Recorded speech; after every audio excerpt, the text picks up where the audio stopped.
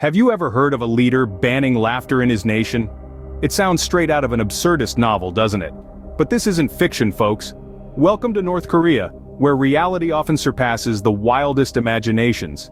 Kim Jong-un, the nation's leader, decided to prohibit laughter for 11 whole days. Now you might be scratching your head wondering why. Well, the reason was to commemorate the 10th anniversary of his father's death, Kim Jong-il. The nation was ordered to refrain from any signs of joy or merriment during this period.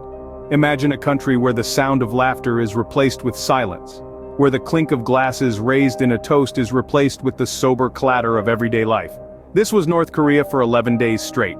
But it wasn't just about stifling laughter or putting a cork on your favorite bottle of soju. The rule extended to everyday activities as well.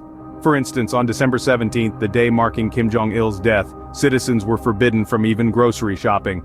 The enforcement of this rule was as severe as its implications were bizarre. Any violation, be it a chuckle slipped out unconsciously or a sip of alcohol taken in private, could lead to imprisonment. The law was unsparing and unyielding. Even a family mourning the death of a loved one was expected to keep their grief low-key. Birthdays that fell within this period too had to be celebrated without laughter or joy. Imagine blowing out your birthday candles in a room devoid of laughter, the silence around you louder than any cheer or song. So, for 11 days, North Korea became a nation of silence and solemnity. A nation where the sound of laughter was replaced by quiet whispers, where joy was overshadowed by a blanket of enforced sadness.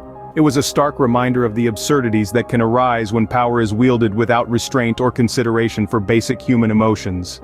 Imagine a leader telling his citizens to eat less food in the face of a food crisis. Welcome to Kim Jong-un's North Korea. Yes, you heard it right. The North Korean authorities have reportedly asked their citizens to eat smaller amounts of food until 2025. This is not a health campaign or a drive for fitness. This is a direct response to a food emergency, a crisis that is expected to last for years. You might be wondering, how did the country end up in such a dire situation? Well, the answer lies in the decision made in 2020 to close the borders with China. This was a preventative measure taken by Pyongyang to stop the spread of the coronavirus within its territory. While the intent was to protect its citizens, the consequences were devastating. The border closure crippled the North Korean economy and triggered a sharp rise in food prices. It led to a severe food shortage in a country that already struggles to feed its population of 25 million people. The result? A nation on the brink of starvation. So what was Kim Jong-un's solution to this crisis? Instead of finding ways to provide more food or to reopen the borders, he asked his people to eat less. His regime's demand for citizens to reduce their food consumption suggests a shocking disregard for the severity of their nutritional situation. It seems that in Kim's North Korea, the leader's command is more important than the welfare of the people. This is just another example of the strange and often cruel decisions made by Kim Jong-un. From banning laughter to now asking people to eat less in the face of a food shortage, his rule is marked by a series of bizarre edicts that defy common sense and human rights. In Kim's North Korea, it seems, hunger is a command, not a condition. Death penalty for listening to pop music? Yes, you heard it right. Welcome to a world where a catchy tune could be your undoing. In North Korea, the simple act of listening to South Korean pop music has led to the execution of at least 7 people in the past decade. This isn't just about cultural differences or a clash of musical tastes. This is a matter of life and death. North Korean leader Kim Jong-un has described this type of music as an evil cancer that must be eradicated. It's a term that leaves no room for misinterpretation. It's clear that the regime sees South Korean pop music as a serious threat to its authority and the cultural purity it seeks to uphold. But what is it about pop music that has Kim Jong-un so worried? Is it the catchy beats, the vibrant melodies, or the engaging lyrics that speak to the heart of the human experience? Or perhaps it's the freedom that such music represents.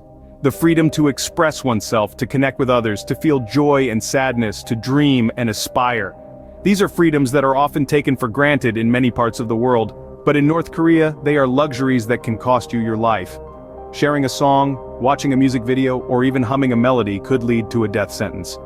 It's a chilling reality that underscores the extent of the regime's control over the lives of its citizens.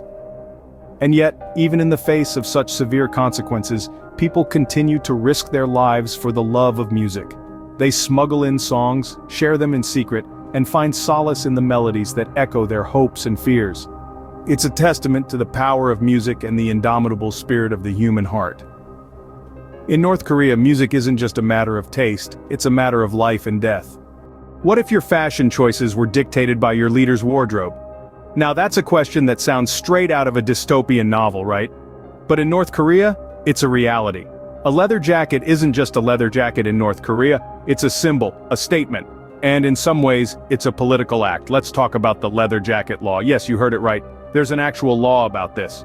The North Korean leader, Kim Jong-un, has reportedly banned his citizens from wearing leather jackets. Why, you ask? It's a simple yet surreal reason. It's to stop ordinary citizens from imitating his style. You see, Kim Jong-un has a fondness for leather jackets. He's often seen wearing them in public appearances. But in North Korea, imitation is not the sincerest form of flattery. It's an act that could land you in hot water. The leather jacket has become a symbol of power, a symbol of the leader himself. And so it was decreed that no one else could wear it. Now this isn't a law that's lightly enforced. The North Korean authorities take it very seriously. Police patrol the streets, eyes peeled for any rule breakers.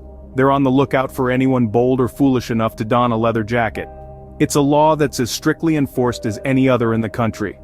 Imagine living in a world where the clothes you wear aren't just about personal expression or comfort. They're a political statement, a declaration of loyalty or defiance. It's a world where a simple piece of clothing can become a symbol of power and authority. But that's the reality of life in North Korea. Every aspect of life, down to the clothes one wears, is regulated. It's a stark reminder of the extent of control exerted by the regime. It's a chilling example of how even something as personal as fashion can be used as a tool of oppression. In North Korea, even fashion is a tool of oppression. From banning laughter to dictating fashion, Kim Jong-un's reign is marked by a series of bizarre decisions. This video has taken a deep dive into the peculiarities and eccentricities of his rule. We've journeyed through a land where joy is policed, where citizens are told to eat less amidst a food crisis, where music can be a death sentence, and where a leather jacket can be a symbol of defiance. We started with the grim reality of a nation forbidden to laugh for 11 days. A mourning period that was not just about paying respect to the deceased leader, Kim Jong-il, but also about controlling the most fundamental human emotions. A violation of this ban, as we've seen, could lead to serious consequences. Then, we moved on to the edict of eating less. Amidst a food shortage, instead of finding ways to feed his starving nation, Kim Jong-un issued a directive for citizens to consume less. A decision that seems oblivious to the dire nutritional situation of his people. We also discussed the deathly price of music in North Korea. The regime's crackdown on South Korean pop music has led to several executions, showing the extreme lengths Kim Jong-un is willing to go to isolate his country from the rest of the world. Finally, we touched upon the peculiar ban on leather jackets. An attempt to prevent ordinary citizens from imitating Kim Jong-un's style. This ban is a testament to the leader's obsession with control and power. In conclusion, these bizarre decisions paint a picture of a regime that thrives on control, even at the cost of its people's basic rights and freedoms. They underscore an unsettling reality where the most ordinary aspects of life are turned into tools of oppression. Indeed, in the world of Kim Jong-un, the absurd is ordinary and the ordinary is absurd.